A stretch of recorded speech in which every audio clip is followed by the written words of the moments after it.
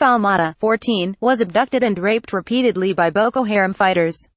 Her trauma then continued in a camp for victims of the war. CreditAdam Ferguson for the New York TimesMAIDUGURI, Nigeria. The camp was supposed to be a refuge. Falmata's life had been stolen by war ever since the 6th grade, when she was abducted from her home and raped repeatedly by Boko Haram's fighters for the next 3 years. She finally escaped last spring, slipping into the bush while her captors slept. 14 years old and alone, she made it to a camp for victims of the war, and had just settled in for the night when she heard footsteps outside her tent. A security officer's voice instructed her to come out. Frightened, she obeyed. He took her to his quarters, she said, and raped her. Hours later, after she had returned to her tent, another officer arrived, she said. He raped her, too. The same day I was brought there, soldiers started coming to rape me. Falmata said. They did it one after another. I'm not even sure those two knew about each other. Rape has been a defining horror of the war with Boko Haram, which has consumed northeastern Nigeria for 8 years and spread beyond its borders. At least 7,000 women and girls have endured Boko Haram's violence, the United Nations estimates. Militants kidnap and rape young girls, teenagers and women, handing them out as so-called brides who are sometimes passed from fighter to fighter. But Nigerian security forces have also raped victims of the war, preying on the people they are assigned to protect. Dozens of cases of rape, violence and exploitation were reported in 7 camps in Borno State last year alone, carried out by guards, camp officials, security officers and members of civilian vigilante groups, the United Nations says. People lined up for food rations being distributed under military in Mainik village in Borno State, Nigeria. Dozens of cases of rape, violence and exploitation carried out by guards, camp officials, security officers and members of civilian vigilante groups were reported in Borno State last year. Credit Ashley Gilbertson for the New York Times. More than a year ago, the Nigerian government pledged to investigate the allegations of rape in camps for people displaced by the war, saying that these very distressing reports will not be taken lightly. But accounts of assaults in the camps are still common, including from young girls who say they were raped by soldiers on many occasions. The soldiers would come and hold me so tight, one 13-year-old girl said in an interview. She said she had been raped about 10 times this year at a camp in Maiduguri, the city at the center of the fight against Boko Haram, before running away for her own safety. They were old enough to be my parents, she said of the soldiers who raped her. The Nigerian military has cleared parts of the countryside to hunt for Boko Haram's hideouts, forcing hundreds of thousands of civilians to move into huge settlements throughout northeastern Nigeria. Many other civilians have made it to the camps on their own after fleeing Boko Haram's deadly assaults. Most of the camps are overflowing, with new arrivals every day. Food and water are often in short supply, residents say, and health workers are battling a cholera outbreak that has killed dozens. At night, the camps are dimly lit. Aid workers come during the day, but typically not after sunset because of wartime curfews. Security forces tightly control who goes in and out of the camps, sometimes coercing women and girls to trade for food. Government officials say they need 24-hour security to protect the residents, especially since some of the camps are regular targets of suicide bombers deployed by Boko Haram. But in one camp, called Teachers Village, some residents said the security forces had worked out a system to select their victims. Young women were called to cook for them. After the women finished, security officers insisted that they clean up, telling them to go bathe in the officers' quarters as the men had. At first none of us knew they were doing this, said Hadiza, 18, but then the stories started to spread around camp that anyone cooking for them would be raped. CreditAdam Ferguson for the New York Times. At first none of us knew they were doing this, but then the stories started to spread around camp that anyone cooking for them would be raped, said Hadiza, 18. After living in the camp for several weeks, Hadiza said, she was picked to cook for the officers. She was terrified. Definitely my time has come, she recalled thinking. Later, she was asked to serve water to 4 security officers in their room as they dined.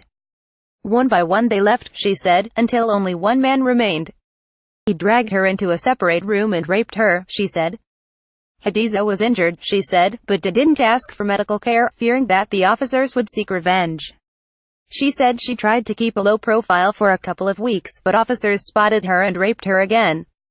She said she had been raped as many as 20 times in the camp. Once they identified you as a girl they wanted to have with, they would hardly leave you alone a single day, Hadiza said. By spring, word of the rapes at Teachers Village camp had spread so widely across Maiduguri that people began showing up at the gates to look for missing relatives. Distant relatives arrived for Hadiza and took her away. Last year, President Muhammadu Buhari called for an investigation into UAL assaults at the camps after Human Rights Watch detailed the abuse in a report, ordering new measures to protect the vulnerable. Security officers have received more training, and at least 100 female officers have been deployed inside the camps. As a result, the number of complaints of UAL abuse has declined, according to some aid groups and the police. The police have arrested several men for cruelly abusing and exploiting women and girls, according to the United States Embassy. The arrests, made last December, include 2 police officers, a prison warden, 2 civilian militia members, a civil servant and 3 soldiers. But an Army Special Board of Inquiry said in June that allegations against its soldiers at the camps were unfounded, while Jimo Mashood, a police spokesman, said the investigations were continuing. Very little progress has been made by Nigerian authorities to implement President Buhari's promise of justice for the survivors, said Mausi Segun, the executive director of the Africa Division of Human Rights Watch. The delay reinforces displaced people's sense of helplessness, and likely emboldens more perpetrators to prey on their vulnerability. In the war with Boko Haram, Nigerian security forces have been accused of many human rights abuses, including killing innocent civilians and detaining children for months to determine their loyalties. At checkpoints to enter Maiduguri, soldiers and militia members have turned away large groups of displaced people fleeing Boko Haram, unless they can pay an entrance fee, aid workers say. People escaping with their herds are sometimes charged a fee for each animal. Those who can't pay the bribes have been sent back into harm's way. Inside the camps, soldiers and members of civilian vigilante groups have been accused of forcing people to pay for the privilege of setting up tents or leaky shelters made of tarps and grass. Some displaced people told Amnesty International that they had to sell their belongings to survive, and when they ran out of things to sell, they had to have with soldiers and civilian militia members to get food. Falmata, the 14-year-old kidnapped by Boko Haram, said her ordeal began when she was in primary school, enjoying her classwork and dancing to local kanuri. Along the Niger-Nigeria border, just like other areas where militants are active, hundreds of thousands of people are facing food scarcity. Published on Dec. 12, 2016. Credit image by Adam Ferguson for the New York Times. Technology by Samsung. Militants stormed into her home and took her while she was caring for her sick mother. They forced her to marry a fighter, but that man died in battle a week later, so they gave her to another husband. She tried to resist, so they gave her a third. Barely a teenager by then, she became pregnant, she said, but the baby died days after he was born. One night, Falmata woke up and realized the whole camp was asleep. Now was the time, she thought. She ran until she reached a village, finding an older woman with a lantern who pointed her to a road. Soldiers spotted her and took her to Dalari Camp, a sprawling site outside Maiduguri. She thought she was being delivered to safety, but immediately faced the same kind of UAL abuse she had risked her life to flee. And this time it was being committed by the people who were there to protect her. During her 2 months at the camp, she said, security officers, not always the same men, came for her repeatedly. Falmata described the men as soldiers, but it was unclear if they were members of the military, the police, or another security force. She said they carried weapons. I felt it would continue forever, she said of the abuse. She knew she had to flee, again, so she asked for a pass to go to the market. She walked out of the camp the same way she had escaped Boko Haram alone, with no money and no idea where she was going.